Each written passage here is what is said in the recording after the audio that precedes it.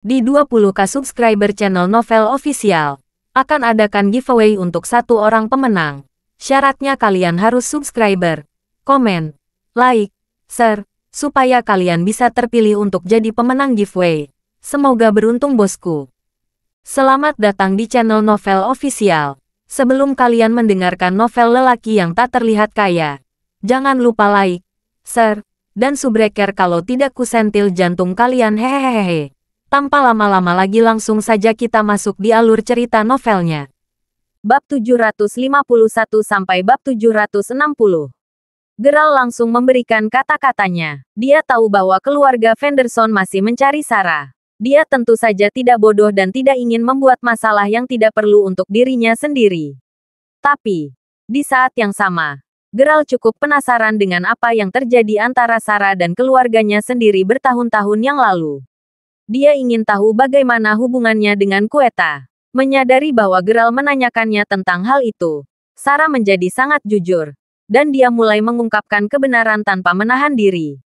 Ternyata itu adalah sesuatu yang sejalan dengan ini. Peter Crawford, yang disebutkan Sarah, adalah tuan muda kedua dari keluarga Crawford saat itu.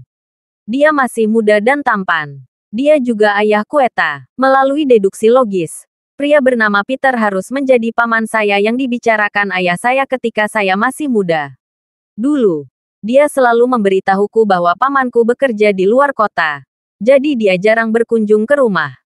Tidak heran ada rasa keakraban ketika saya bertemu Quetta untuk pertama kalinya. Ternyata Quetta adalah sepupuku. Namun yang jelas, dendam antara keluarga Crawford dan keluarga Fenderson tidak sesederhana itu. Dari apa yang dikatakan Sarah, sepertinya keluarga Crawford ingin mendapatkan sesuatu dari keluarga Fenderson. Itulah sebabnya dendam di antara mereka masih ada setelah bertahun-tahun. 20 tahun yang lalu, keluarga Crawford mengirim Peter sebagai mata-mata untuk mendekati keluarga Fenderson dan mendapatkan objek yang mereka inginkan. Sarah tersenyum manis ketika dia mulai menjelaskan bagian itu. Dia seindah bunga dan sangat cantik 2 dekade lalu. Dia juga presiden sebuah perusahaan besar yang terdaftar di bawah keluarga Fenderson. Dia tentu saja wanita yang kuat dan mandiri. Dan Peter harus menginvestasikan banyak usaha hanya untuk mendekati Sarah. Pertama, ia memasuki departemen pemasaran perusahaan. Setelah itu, ia diangkat sebagai manajer umum perusahaan karena kemampuannya yang luar biasa. Dalam waktu 2 tahun, dia tumbuh sangat dekat dengan Sarah. Peter sangat tampan. Kemampuan kerjanya juga sangat kuat. Ini adalah 2 kemungkinan faktor yang membuat Sarah jatuh cinta padanya. Tetapi keluarga Fenderson memiliki aturan keluarga yang ketat. Dari waktu ke waktu, Sarah akan merasakan percikan cinta di antara mereka. Tetap karena aturan tersebut, dia dengan cepat menghapus perasaan ini dan menyangkal keberadaan mereka. Itu sampai insiden kemudian. Setelah pesta tahunan perusahaan, Sarah mengemudi pulang sendirian. Dalam perjalanan pulang, dia disergap oleh saingan bisnisnya. Ada sekitar 20 orang yang mengepung mobil Sarah, dan mereka ingin menculiknya. Untungnya, Peter bergegas menyelamatkannya tepat waktu. Tidak hanya dia pintar dalam hal pekerjaan, tetapi dia juga memiliki EQ yang hebat. Selain itu, dia sangat mahir dalam seni bela diri.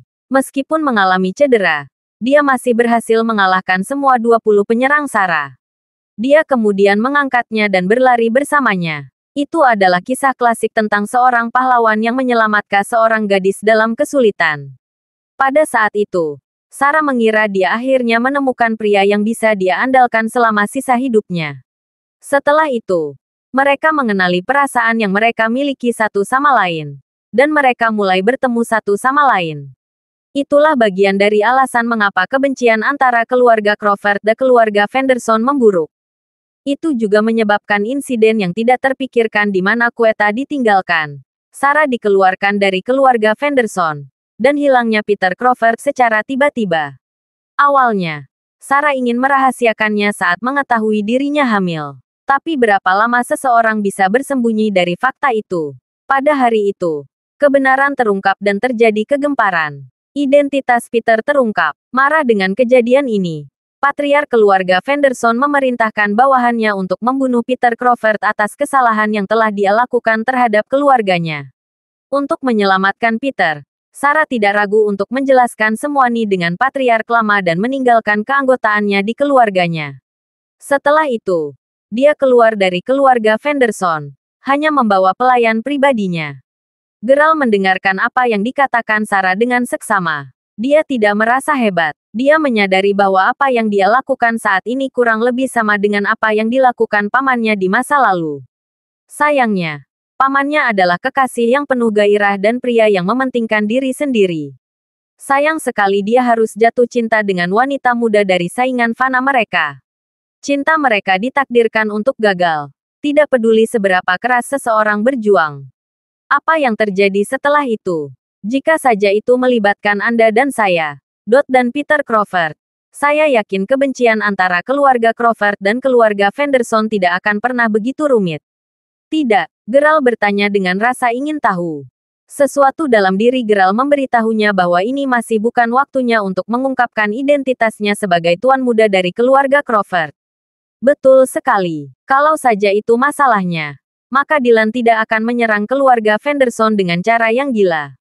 Kata Sarah, Dylan adalah nama ayah Geralt. Jantung Geralt berdetak kencang ketika dia mendengar dia menyebut nama ayahnya. Dia tidak mengatakan apa-apa dan mendengarkan Sarah dengan tenang. Itu karena sesuatu yang lain terjadi setelah kejadian itu. Setelah itu, penguasa keluarga Crawford Dylan menempatkan Peter sebagai tahanan rumah. Tapi Peter sangat khawatir tentang saya dan putri saya. Jadi, suatu malam, dia berkata bahwa dia ingin kawin lari denganku. Quetta sudah lahir pada waktu itu dan kami seharusnya berbaring di suatu tempat di mana tidak ada yang bisa menemukan kami dan di mana kami akan menjalani kehidupan yang layak. Sarah mengatakan, itu adalah malam ketika Sarah membawa pembantunya Xenia untuk pergi dan mencari kamar hotel dengan tergesa-gesa. Meskipun dia tidak ada hubungannya dengan keluarga Fenderson setelah pengasingannya, keluarga Fenderson masih mempekerjakan seseorang untuk mengawasinya karena beberapa masalah rumit. Hujan turun dengan lebatnya malam itu. Sarah masih menggendong putrinya. Dan dia pergi menemui Peter sesuai dengan rute yang telah mereka rencanakan. Bagaimanapun, mereka perlu bersembunyi dari keluarga Fenderson. Mereka pergi dengan terburu-buru. Saat itulah Sarah meninggalkan liontin gioknya sebagai jaminan untuk menginap di hotel karena dia tidak memiliki uang tunai. Dan orang yang mengirim uang pada hari berikutnya adalah sopir pribadi yang dikirim Peter. Awalnya, semuanya berjalan sesuai rencana. Langkah selanjutnya dalam rencana mereka adalah bertemu satu sama lain di Mary City.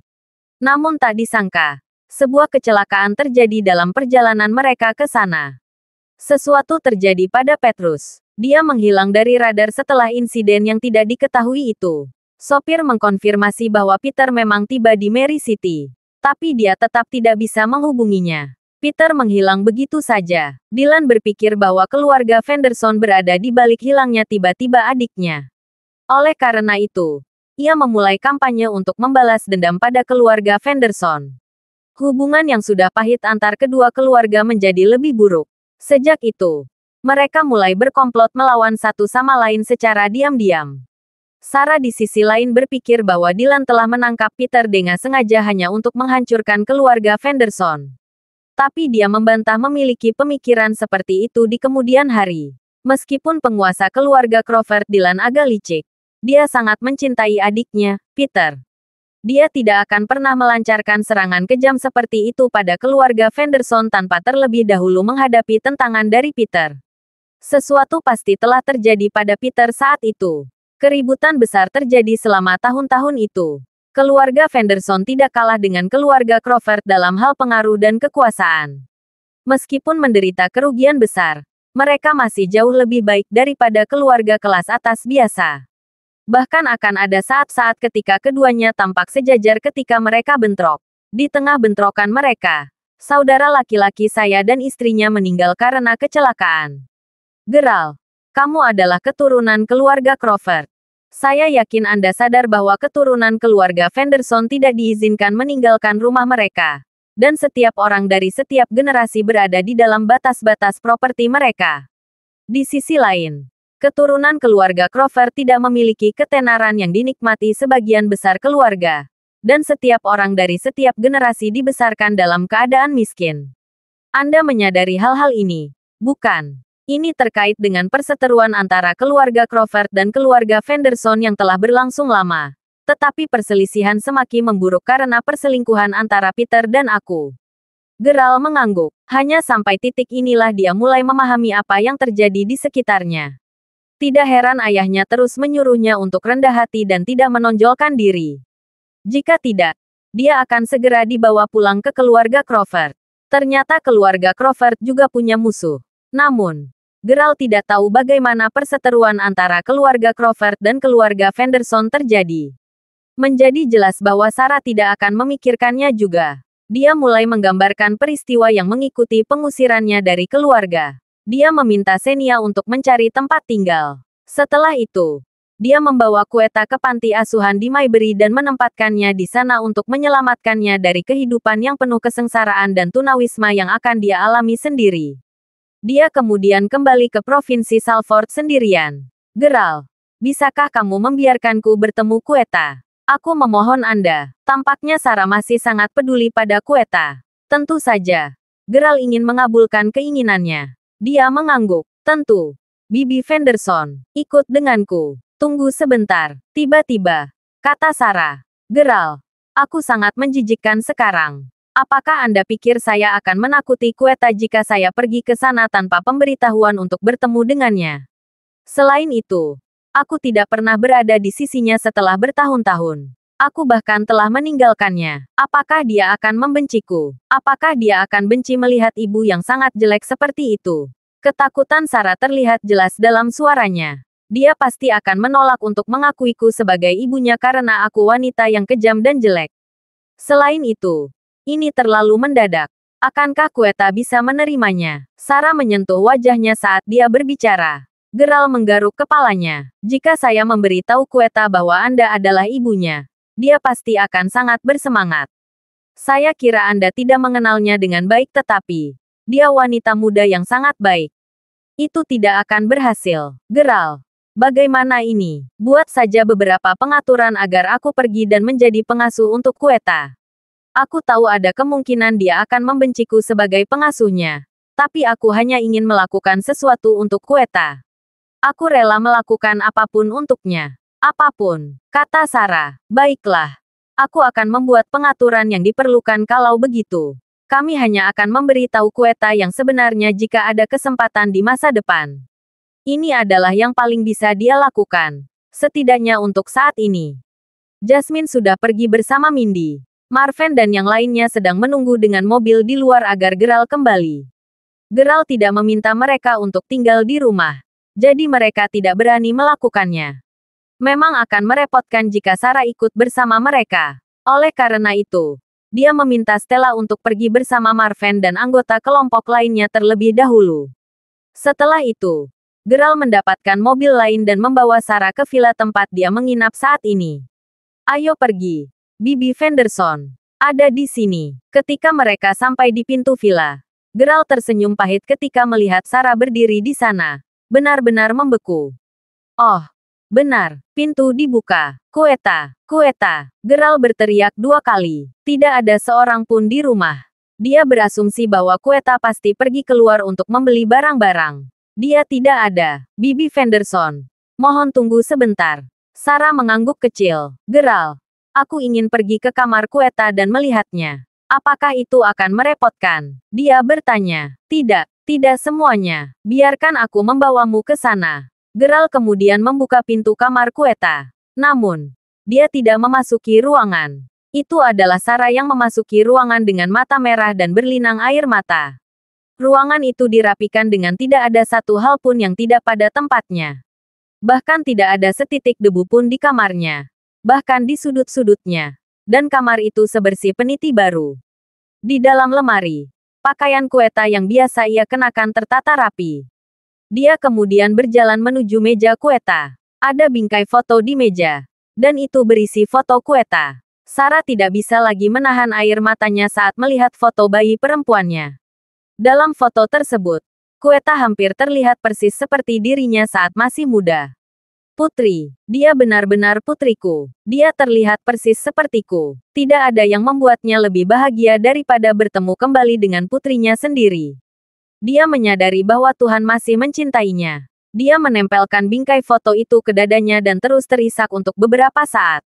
Tiba-tiba, dia melirik meja dan melihat ada buku catatan di atasnya. Dia membukanya dan melihatnya. Itu diisi dengan tulisan tangan Quetta yang rapi dan indah. Itu diari Quetta. Selama bertahun-tahun, dia selalu memiliki kebiasaan membuat buku harian. Sarah membalik halaman pertama. Dan itu dari saat sebelum Quetta bertemu Geralt. Saya menjadi guru TK hari ini. Saya cukup puas karena saya bisa melihat anak-anak bahagia dan ceria setiap hari. Lagi pula aku tidak pernah punya ibu sejak aku masih muda. Mungkin saya tidak akan merasa begitu kesepian dengan berada bersama kelompok anak-anak yang ceria dan ceria ini. Hari ini, saya mendengar seorang rekan berbicara tentang saya di belakang saya. Guru itu mengatakan bahwa saya dibesarkan di panti asuhan dan bahwa saya ditinggalkan oleh orang tua saya ketika saya masih muda. Aku pura-pura tidak mendengarnya.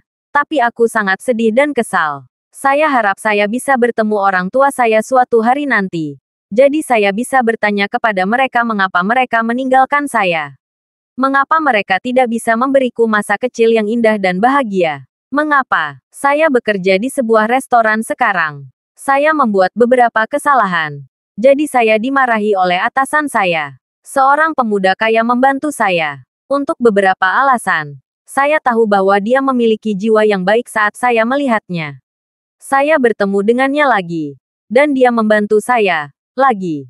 Tapi aku gugup setiap kali melihatnya. Itu karena dia kaya. Dan aku hanya gadis miskin. Namun, dia mengatakan kepada saya bahwa dia memiliki pengalaman yang sama dengan saya. Saya tidak tahu mengapa tetapi saya masih memiliki perasaan bahwa dia adalah pria yang baik dan ramah. Saya merasakan rasa aman setiap kali saya berada di sisinya. Aku sangat rindu bertemu dengannya. Aku ingin bertemu dengannya lagi. Hari ini, aku bertemu dengannya lagi. Aku ingin tinggal bersamanya dan menjaganya. Saya ingin merawatnya dengan segala cara yang mungkin. Tapi aku tahu bahwa dia memiliki seorang gadis yang dia cintai. Gadis itu sangat cantik dan murah hati.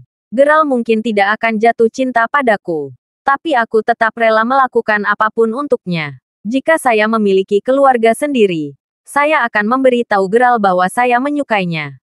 Tapi aku tidak punya apa-apa sekarang. Saya seorang yatim piatu. Saya bahkan tidak punya keluarga. Jadi saya ragu apakah saya pantas mendapatkan cinta. Sarah membolak-balik buku harian yang disimpan putri kecilnya yang malang. Tanpa dia sadari, setiap halaman diari itu basah oleh air mata Sarah. Sudah lebih dari 20 tahun. Saya bahkan tidak tahu keluhan dan kepahitan seperti apa yang dialami putri saya. Dia terlalu muda untuk menghadapi kesengsaraan seperti itu. Sarah memegang buku harian itu dan menangis.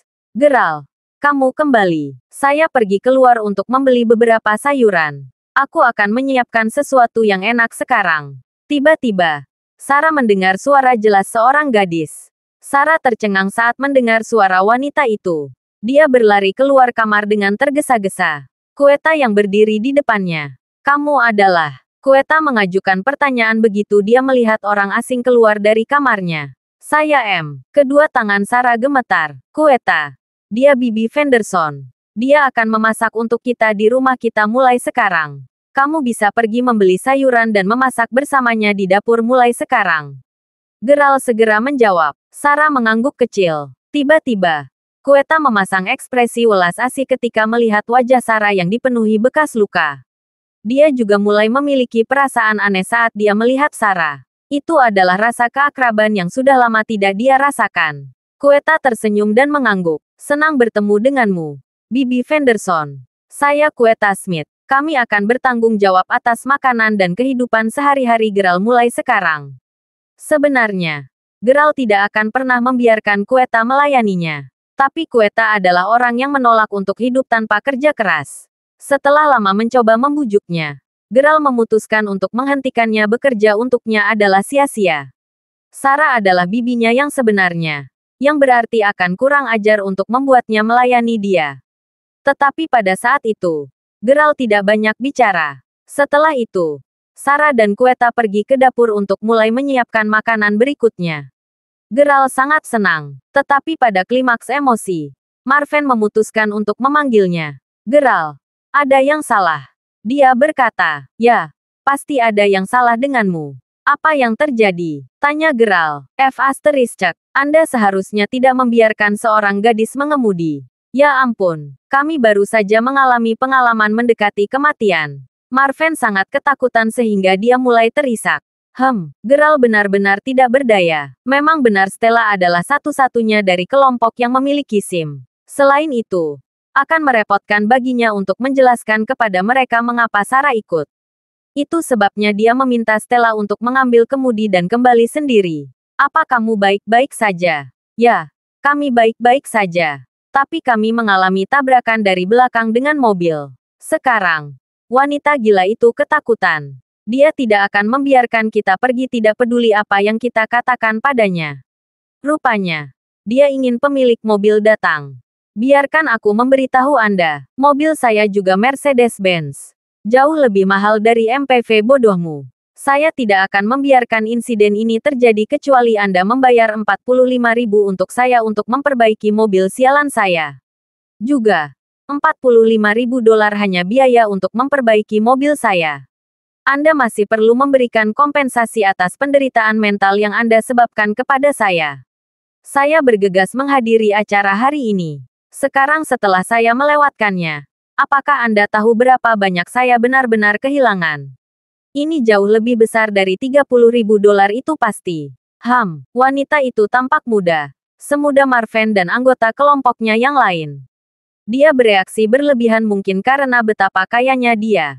Marven dan yang lainnya tidak mengatakan apapun untuk membantah klaimnya. Itu hanya kecelakaan sederhana. Apakah Anda benar-benar harus meminta kompensasi yang begitu besar? Bagaimana kita akan mengeluarkan jumlah itu? Stella bertanya dengan cemas. 75.000 dolar bukanlah uang receh. Stella agak paranoid dalam hal mengemudi. Dia secara tidak sengaja menabrak mobil wanita itu ketika dia mencoba menghindari kendaraan yang lebih besar. Saya tidak meminta uang dari Anda. Bukankah Anda mengatakan bahwa Anda sedang mengendarai mobil orang lain? Anda tidak punya uang tetapi pemilik mobil harus memilikinya. Aku akan menunggu dia datang. Sampai saat itu, kamu dilarang pergi. Wanita itu memperingatkan. Pada saat itu, teman wanita itu, yang juga seorang wanita muda, muncul dari mobil. Mari kita lupakan itu. Kami keluar untuk bersenang-senang hari ini. Mungkin Anda bisa membiarkannya meluncur setelah mereka membayar sedikit kompensasi. Lupakan saja. Tidak mungkin. Saya telah kehilangan keberuntungan saya selama 2 hari terakhir. Persetan. Aku akan membiarkan ini meluncur. Akhirnya, saya bertemu dengan tuan uang yang bodoh dan Anda pikir saya akan membiarkannya pergi. Saya perlu meminta kompensasi yang besar sebelum itu terjadi. Wanita itu berbisik kepada temannya. Setelah itu, dia berdiri di pinggir jalan dan menelepon seseorang di ponselnya. Marven, apakah kamu menelepon Geral? Stella bertanya pada Marven. Ya, saya lakukan. Kami cukup dekat dengan rumahnya. Dia mengatakan bahwa dia akan segera datang. Wanita sialan. Anda cukup sial. Bukan. Kita hampir sampai di rumahnya. Jadi berhentilah mengoceh dengan cemas. Oke. Marven memarahi Stella. Sudah kubilang aku tidak melakukannya dengan sengaja. Bagaimana Anda bisa meneriaki saya untuk itu? Stella berkata dengan mata berkaca-kaca. Kau ini kantong sampah yang tidak berguna. Marven berhenti berbicara setelah dia puas melampiaskan amarahnya pada Stella. Dia berjongkok di tepi jalan dan menunggu dengan sabar kedatangan Geral. Tiba-tiba, kerumunan yang cukup besar telah terbentuk di sekitar lokasi tabrakan. Hei, sepertinya tabrakan yang cukup serius. Betapa indahnya sebuah mobil juga. Cek-cekates. Sayang sekali. Nona muda. Para pengamat laki-laki memperhatikan betapa cantiknya pengemudi mobil yang menabrak bagian belakang itu. Dia memiliki wajah yang menggoda secara alami, yang cenderung disukai pria. Mereka tahu dari pandangan sekilas bahwa dia adalah tipe wanita kaya yang menikmati hidupnya dengan penuh semangat. Bola lampu mulai muncul di atas kepala mereka. Mereka kemudian mendekati wanita itu, mungkin dalam upaya untuk menenangkannya. Dan wanita itu menutup teleponnya. Betul sekali. Saya baru saja membeli mobil ini beberapa waktu lalu. Saya akan membutuhkan 45.000 untuk memperbaiki mobil. Dan 30.000 lagi untuk tekanan mental yang mereka berikan kepada saya. Lagi pula itu jumlah yang kecil. Tidak bisakah kamu melihat betapa baru mobilku? Omong-omong, apakah pemilik mobil sudah ada di sini? Bukankah Anda mengatakan bahwa dia tinggal di dekatnya? Bukankah dia seharusnya ada di sini sekarang? Dia akan segera datang, jawab Marven. Nona, mungkinkah mereka berbohong padamu? Pada saat itu, kata orang yang lewat. Ah, maksud kamu apa? Wanita itu bingung. Kami berada di lingkungan paling makmur di Provinsi Salford, tempat sebagian besar miliarder tinggal. Bagaimana cara menempatkan ini dengan benar? Yah, orang-orang yang tinggal di sini setidaknya bernilai 150 juta dolar. Jika bukan karena pemandangan yang indah di taman lokal di sini, kami tidak akan berkeliaran di sini sama sekali. Matematika tidak cocok. Tidak mungkin seseorang dari lingkungan ini memiliki mobil jelek seperti milik mereka. Mobil itu sepertinya harganya hanya 60 atau 70 ribu. Top. Kata orang yang lewat. Itu benar. Mungkin mereka benar-benar membodohi saya.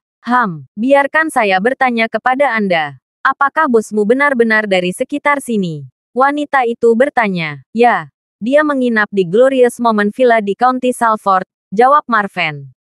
Hahaha, dapatkan beban dari orang ini. Glorious Moment Villa adalah properti paling mahal di seluruh Salford County. Tempat seperti itu harganya sekitar 12 juta dolar. Sial. Pemilik tempat itu bahkan akan mempertimbangkan untuk memiliki mer kecil yang bodoh. Ah, aku melihatnya sekarang. Nona, saya kira orang-orang ini hanya mencoba menakut-nakuti Anda. Lagi pula, seseorang yang tinggal di Glorious Moment Villa tidak bisa dianggap enteng. Beberapa orang yang lewat tertawa terbahak-bahak. Wanita itu, tentu saja, mendengar mereka menyebut Glorious Moment Villa juga. Dia menyerang mereka dengan marah. Apakah kamu gila? Biarkan aku memberitahu Anda. Semakin banyak Anda membuang waktu saya, semakin banyak kompensasi yang harus Anda bayarkan untuk tekanan emosional saya. Beraninya kau bahkan berpikir untuk menakutiku. Pacar, saya kenal beberapa orang yang menginap di Glorious Moment Villa. Siapa bosmu? Saya kira kita akan mengetahuinya setelah saya menelepon untuk menanyakannya. Marven sangat marah dengan pernyataannya. Namun, pada saat berikutnya, dia berdiri dengan penuh semangat. Dia kemudian menunjuk ke arah yang tampaknya acak ketika dia berkata, "Dia di sini." Wanita dan orang yang lewat mengintip ke arah yang dia tunjuk. Apakah kamu berbohong? Yang mana bosmu? Wanita itu bertanya dengan provokatif. Yang ada tutupnya. Di sepeda roda 3 listrik. Marven berkata dengan wajah terpelintir. Dia mengutuk keras dalam pikirannya sendiri. Kenapa Geralt harus naik sepeda roda 3 listrik di sini? Apakah itu bosmu? Kamu pasti bercandakan. Wanita itu meledak dalam kemarahan. Orang-orang di sekitarnya tertawa terbahak-bahak. Geralt, dengan sepeda roda 3 listriknya yang kecil, mendekati keributan itu. Dia melihat orang-orang berdiri di sana, tertawa dengan tangan di atas perut mereka. Tampaknya agak hidup baginya. Bukannya dia juga bisa membantu. Dia tidak mengendarai mobilnya sendiri di sana. Dia selalu memiliki mobil yang menunggunya kapanpun dia ingin keluar dari propertinya. Namun, apa yang terjadi terlalu tiba-tiba. Terlebih lagi, tempat kejadian kecelakaan itu hanya sepelemparan batu dari rumahnya. Dia berpikir bahwa akan kurang ajar jika dia memanggil sopirnya untuk datang dan membawanya dalam perjalanan yang begitu singkat, yang bisa dia selesaikan sendiri dengan mudah. Untungnya, ada pasangan tua yang tinggal di villa di sebelahnya. Mereka juga cukup dekat dengan Geralt. Orang tua itu pindah dari kampung halamannya untuk membantu menjaga villa putranya. Namun, karena berasal dari pedesaan, dia sudah lama terbiasa mengendarai sepeda roda 3 listrik. Jadi, putranya membelikannya yang baru. Meskipun mereka tinggal di tengah lingkungan kelas atas. Geralt harus berurusan dengan sesuatu di dekatnya. Jadi dia pergi dan meminjam kendaraan dari lelaki tua itu. Lagi pula, sepeda roda 3 listrik itu cukup kuat. Geralt berhenti di lokasi kecelakaan mobil.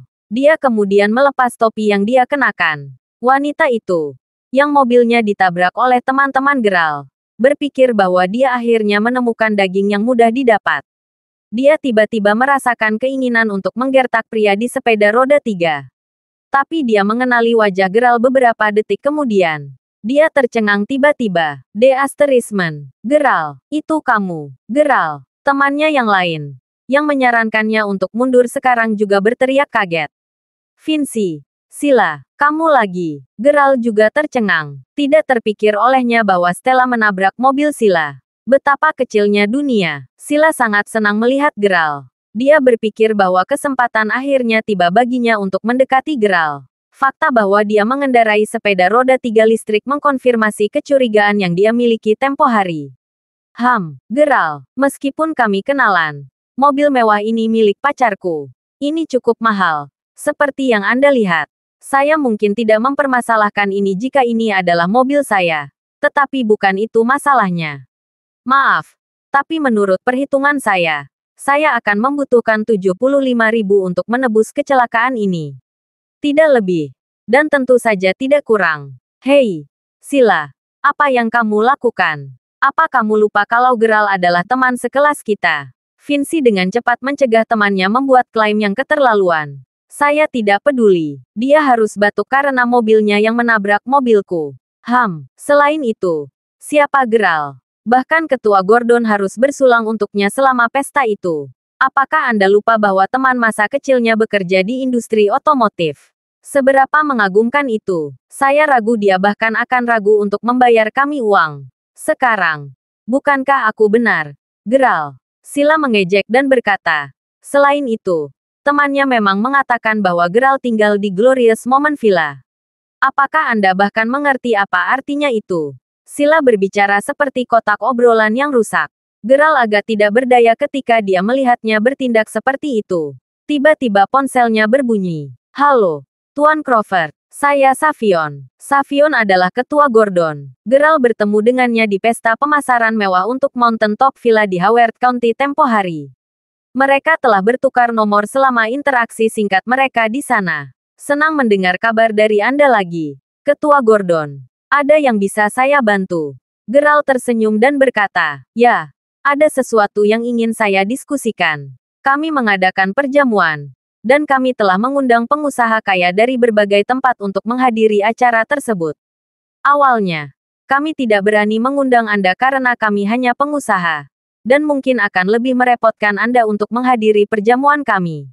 Tapi respon yang kami terima sangat mencengangkan. Pengusaha kaya dan anggota terhormat masyarakat Maybury telah setuju untuk datang. Para presiden itu mengatakan bahwa mereka adalah bawahanmu. Jadi, saya menelepon untuk menanyakan apakah Anda bebas menghadiri pesta kecil kami yang sederhana, kata Savion. Melakukan bisnis yang sebenarnya dan menghasilkan uang hanyalah pencarian sampingan ketika seseorang mencapai level Savion di dunia bisnis. Bagi orang-orang seperti dia, koneksi sama dengan bisnis. Jauh lebih bijaksana untuk memelihara dan mengembangkan koneksi daripada mengembangkan sebuah proyek. Itulah sebabnya para pengusaha kaya senang mengadakan acara di mana mereka bisa berbaur bersama.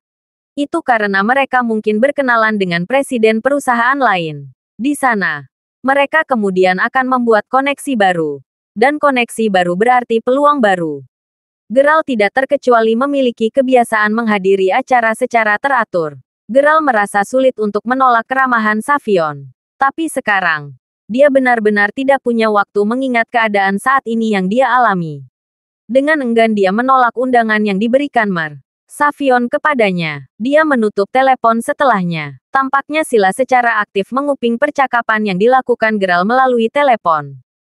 Siapa yang akan mentraktirmu makan kali ini? Ketua Gordon yang mana? Mungkinkah Ketua Gordon sejak saat itu? Tanya Sila penasaran. Lagi pula, Sila membenci gagasan Geral menjadi dekat dengan Ketua Gordon. Itu bukan siapa-siapa. Geral tersenyum pahit. Saya baru saja melihat kerusakan di bagian belakang mobil Anda. Sila, bukankah terlalu berlebihan untuk meminta $75.000? Geral kaya. Tapi dia tidak bodoh. Bukankah itu terlalu banyak? Sial, orang-orang dari garasi akan datang dan menilai kerusakan segera. Anda akan melihatnya kemudian. Mungkin biayanya bahkan lebih dari perkiraan jumlah saya. Anda hanya mengarang alasan karena Anda bahkan tidak dapat membayar untuk apa yang saya minta. Kata Sila. Setelah itu, dia menyilangkan tangan di dada dan menunggu penilai kerusakan kendaraan tiba. Baru kemarin, Dia khawatir Geralt akan mendapatkan emas setelah berkenalan dengan ketua Gordon selama pesta. Itu menjelaskan mengapa dia dalam suasana hati yang buruk hari ini. Tapi kekhawatiran Sila memudar saat dia melihat Geralt tiba dengan sepeda roda 3 listriknya yang konyol. Untuk berpikir bahwa dia sangat bangkrut sehingga dia bahkan perlu menawar lebih dari 75.000. Tak lama kemudian, tim penilai kerusakan kendaraan dari bengkel datang untuk memeriksa kerusakan pada mobil Sila. Setelah memeriksa sekeliling mobil, mereka saling berbisik. Kemudian, mereka mengambil alat mereka dan berdiri. Bagaimana itu? Berapa banyak yang kita butuhkan untuk perbaikan? Saya yakin itu setidaknya 75.000. Kata Sila sambil menyilangkan tangan. Iya, jika kita akan memperbaiki semua kerusakan, perkiraan kita semuanya mungkin akan menelan biaya sekitar 70.000 dolar. Salah satu penilai menjawab, "$70.000 dolar. Itu terlalu kejam." Kerumunan berteriak kaget. Sila sendiri sangat terkejut. Saat dia menjulurkan lidahnya ke Geralt, dia meminta 45.000 dolar seluruhnya berdasarkan pengalamannya sendiri. Untuk berpikir bahwa biayanya hampir 2 kali lipat dari jumlah itu. Dia masih gadis muda itu. Pengaruh dan kekuatan yang dia miliki sepenuhnya berasal dari kerja keras pacarnya. Dia sendiri tidak memiliki banyak pengalaman dengan mobil mewah. Awalnya, dia bahkan mengira biayanya hanya sekitar 30.000 dolar.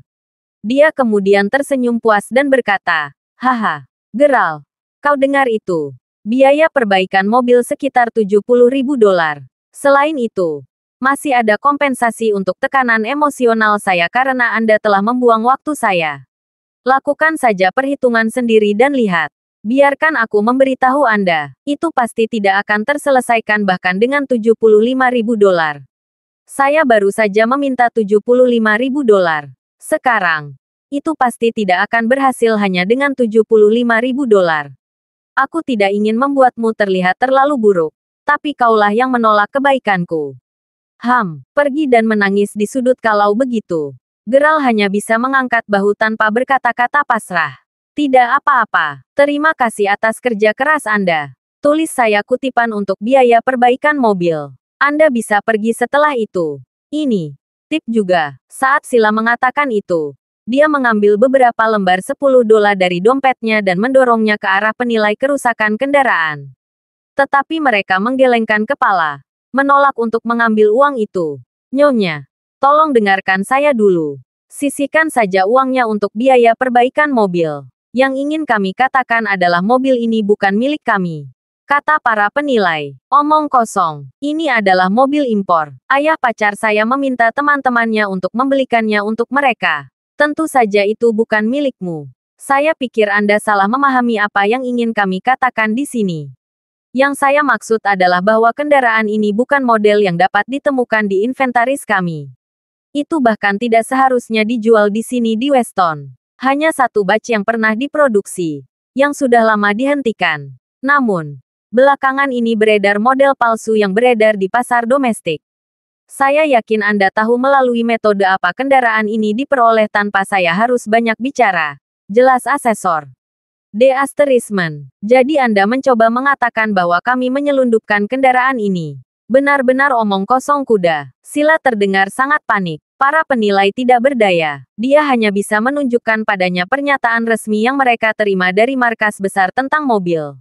Selain itu, semua kendaraan palsu yang diketahui memiliki laporan dan file terkait mereka sendiri. "Enyah, omong kosong macam apa ini? Aku hanya ingin kau menilai kerusakannya. Mengapa Anda membuat begitu banyak masalah yang tidak perlu? Anda tahu, saya rasa saya tidak ingin Anda menilai kerusakannya sekarang. Apakah itu baik-baik saja?" Sila sedikit khawatir setelah mencermati pernyataan resmi tersebut. Lagi pula, itu mobil pacarnya, bukan miliknya. Dia merasa bersalah karena membuat kekacauan seperti itu. "Nona, aku baru saja memberitahumu. Mobil ini termasuk dalam catatan kami. Tim kami akan datang dan menariknya sebentar lagi. Saya harap Anda akan memberi kami kerja sama penuh Anda dalam penyelidikan berikut. Jika Anda bukan pemilik kendaraan ini, bisakah Anda meminta pemiliknya untuk datang?" Salah satu penilai sudah menutup teleponnya. "Apa yang sedang kamu lakukan?" Sila menjadi cemas. Dia tidak lagi berminat untuk menuntut pembayaran dari Geralt. Dia sangat takut sehingga dia segera menelepon pacarnya, Leon. Adapun Geralt, tidak terpikir olehnya bahwa hal-hal akan menjadi seperti itu. Mengamati seluruh proses yang terbentang di hadapannya, dia hanya bisa menggelengkan kepalanya dan tertawa pahit. Karma menyebalkan. Pada saat inilah Sila melihat Geralt menertawakan kesulitannya. Karena dia sedang menelepon. Dia melepas salah satu sepatu hak tingginya dan melemparkannya ke Geralt. Namun Geralt berhasil menghindari proyektil yang masuk. B** bintang. Beraninya kau menikmati kemalanganku. Anda akan memberi saya kompensasi apapun yang terjadi. Tidak lebih. Tidak kurang dari jumlah yang saya tentukan. Ini salahmu. Saya ingin $100.000. Anda tidak akan bisa melarikan diri. Kata Sila dengan gila. Kamu gila. Geralt menggelengkan kepalanya dengan pasrah. Wanita muda itu sudah dalam banyak masalah. Bagaimana Geralt bisa menendang seseorang yang sudah jatuh? Seperti dia. Pak, saya sudah memeriksa dan mobil Anda dari toko kami. Saya sudah mengatur 2 truk derek untuk datang ke sini.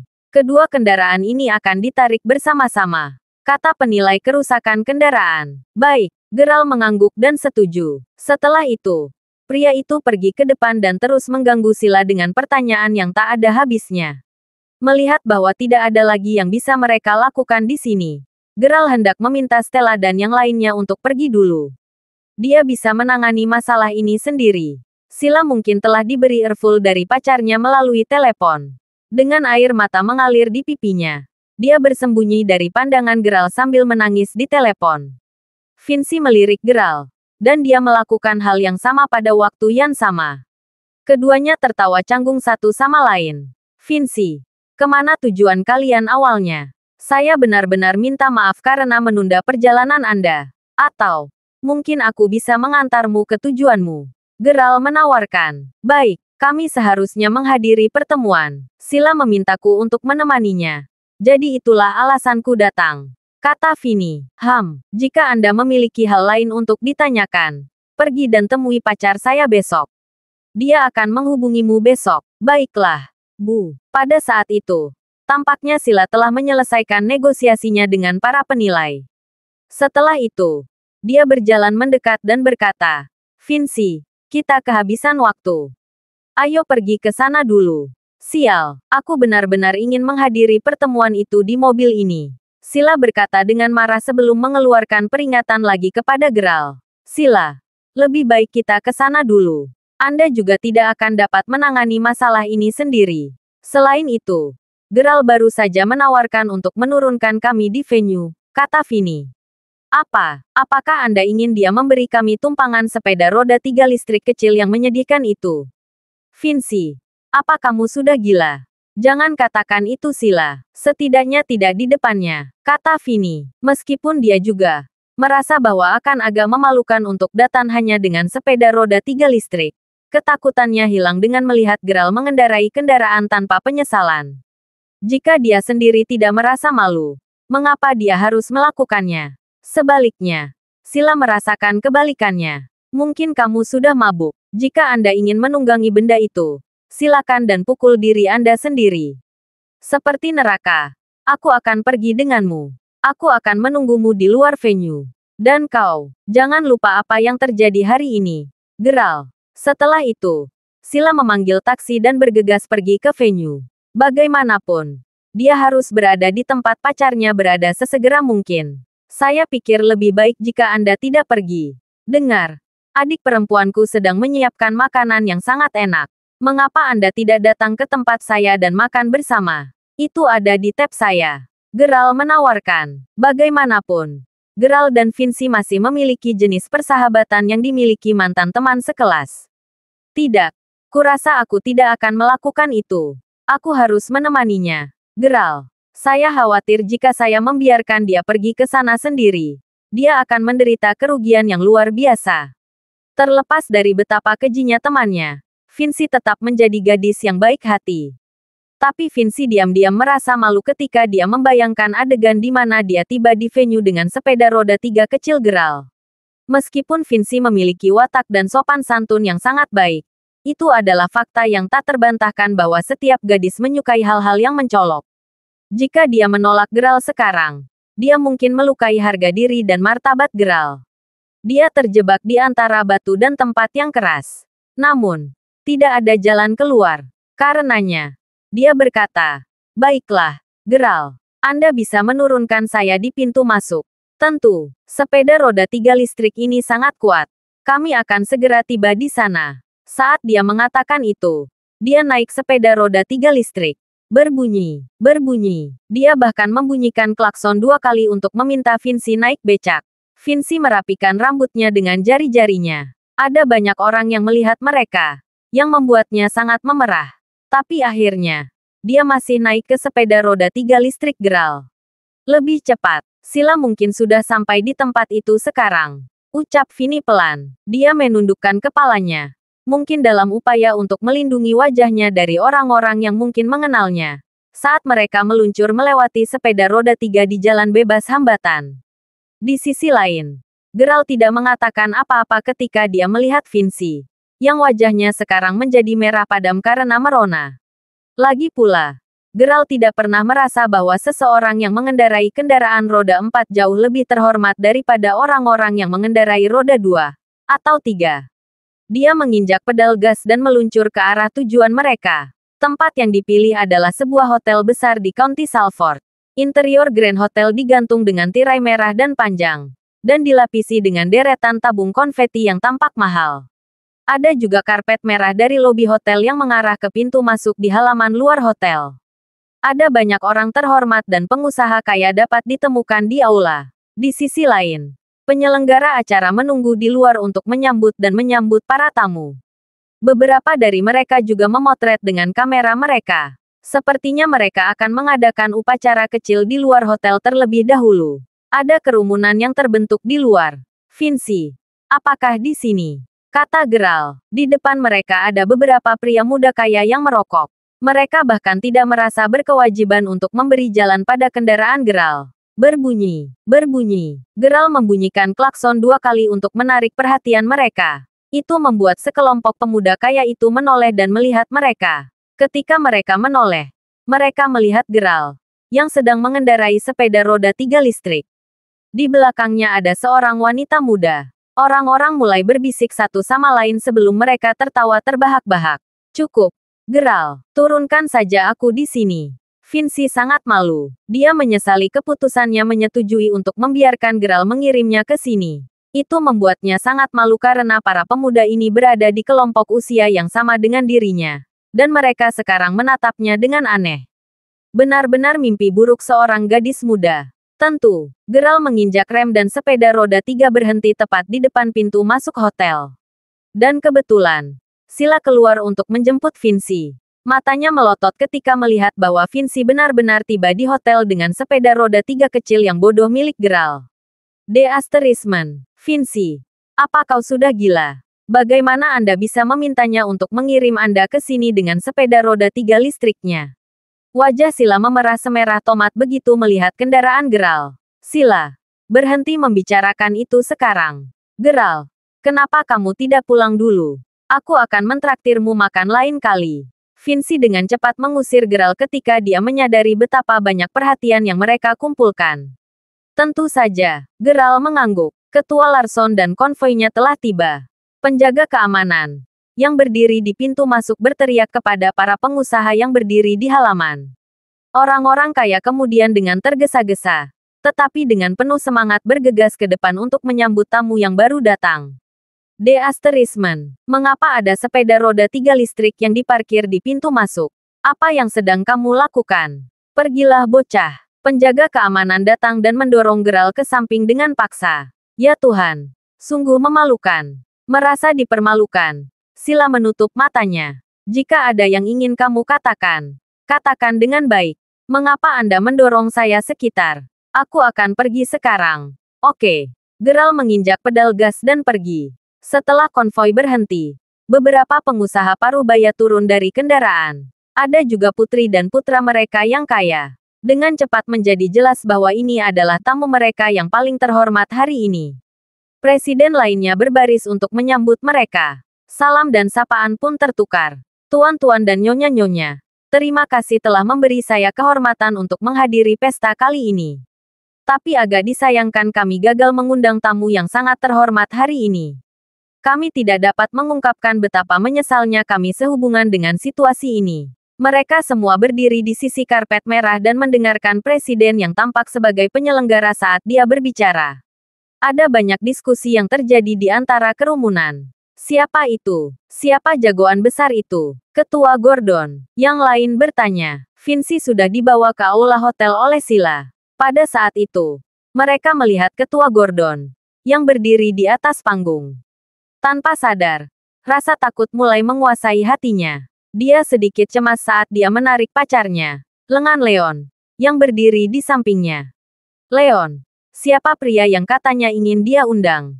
Bagaimana saya tahu? Apakah kamu tidak melihat betapa tidak mengertinya kita semua? Leon tidak bersikap baik. Lagi pula, ayahnya sudah diberitahu tentang kekacauan yang dibuat Sila. Sila merasa tidak enak karenanya. Jadi dia langsung tutup mulut. Sebelum kecelakaan itu, dia sangat senang bisa menghadiri acara besar seperti itu. Dia berpikir bahwa dia akan mengenal banyak orang kaya. Tapi jauh di lubuk hatinya, dia merasa sedikit tidak aman tentang dirinya sendiri. Itu karena Geralt sepertinya baru saja menjawab panggilan. Dan orang yang memanggilnya juga adalah orang bernama Ketua Gordon. Dia bertanya-tanya apakah itu orang yang sama. Tetapi semakin dia memikirkannya, semakin tidak masuk akal. Siapa Geralt? Paling-paling, satu-satunya penjelasan yang bisa dia berikan adalah bahwa teman masa kecilnya telah memperkenalkannya kepada Ketua Gordon. Tanpa teman itu, dia hanyalah siapa-siapa. Sila merasa aman dan lega saat memikirkan itu.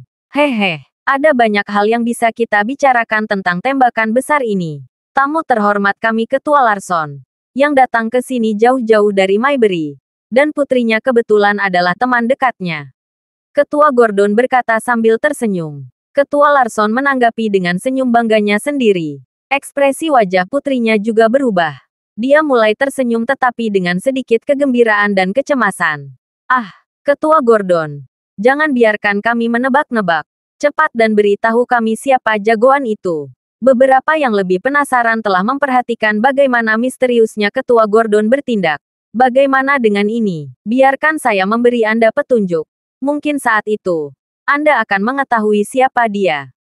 Dia adalah pemilik villa paling mewah di Maybury, Villa Puncak Gunung. Selain itu, dia juga seorang jutawan di Provinsi Sunnydale dan presiden grup paling kuat di Maybury. Ketua Gordon berkata dengan antusias. Ah, semua orang di bawah panggung terkejut ketika mereka mendengar apa yang dikatakan Ketua Gordon. Ya ampun, aku tahu siapa yang dia bicarakan sekarang. Apakah Tuan Crawford dari Maybury?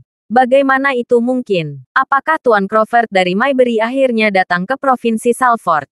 Sekuat dan mampu seperti Ketua Gordon, tidak masuk akal untuk berpikir bahwa dia dapat mengundang Mer. Crawford jauh-jauh dari Maybury untuk menghadiri acara ini. Diskusi mereka tak henti-hentinya. Mayoritas pengusaha yang berkumpul di sini hari ini berpikir bahwa Ketua Gordon baru saja membunyikan klaksonnya. Mereka mengira bahwa Ketua Gordon bahkan tidak memiliki nomor kontak Mer. Crawford, apalagi bisa mengundangnya. Bukankah kamu hanya mencoba menggunakan nama Tuan Crawford untuk kentunganmu? Dan apakah kamu mengandalkan keluarga Larson dari Maybury untuk mengenal pria itu sendiri? Pada saat itu, Fabian yang berada di bawah panggung, mengajukan deduksi cerdasnya. Tetapi saya mendengar bahwa Ketua Gordon telah mengerjakan beberapa proyek Mer. Crawford di Maybury. Mungkinkah dia benar-benar kenal baik dengan Tuan Crawford? Beberapa ahli waris kaya datang ke sisi Leon dan mulai berdiskusi. Sila, Vinci, bukankah kalian berdua dari Maybury? Anda seharusnya tahu tentang Mer. Crawford dari Maybury dengan baik, kan? Di depan umum, Fabian memperlakukan Sila dengan sopan. Baik Sila dan Vinci menggelengkan kepala dan berkata, kami hanya mendengar tentang dia dari teman sekelas kami. Dia sangat kuat dan berpengaruh. Semua orang di Maybury tahu tentang dia. Tapi kita tidak tahu lebih dari itu. Vinci, kenapa kamu tidak bertanya pada mantan teman sekelas kita? Saya sangat cemas sekarang sehingga saya hampir menghancurkan ponsel saya. Karena ahli waris yang kaya telah mulai berbicara tentang Mer. Crawford, tidak pantas baginya dan sangat canggung jika dia tidak berpartisipasi dalam diskusi. karena dia juga berasal dari Maybury. Vinci mengangguk. Dia mengulurkan tangan untuk meraba-raba ponselnya di tasnya. Tetapi dia membeku beberapa detik kemudian. Oh tidak. Saya pikir saya mungkin meninggalkan tas saya di roda 3 geral. Terima kasih sudah mendengarkan. Novel lelaki yang tak terlihat kaya. Sampai jumpa di novel selanjutnya.